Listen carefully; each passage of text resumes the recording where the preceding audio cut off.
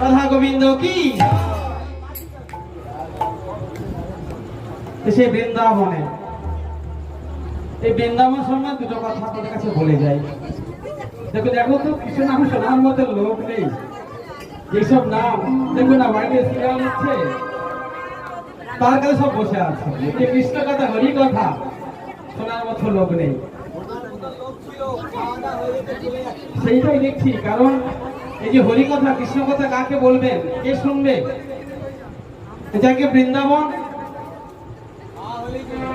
মন দিয়া শোনো ভাই, তত্ত্বের বিচার দেহের মধ্যে বৃন্দাবন সর্বসিদ্ধি সার। 82 কোষে বৃন্দাবন হয়, দেহের মধ্যে সেই সব করিব নির্ণয়।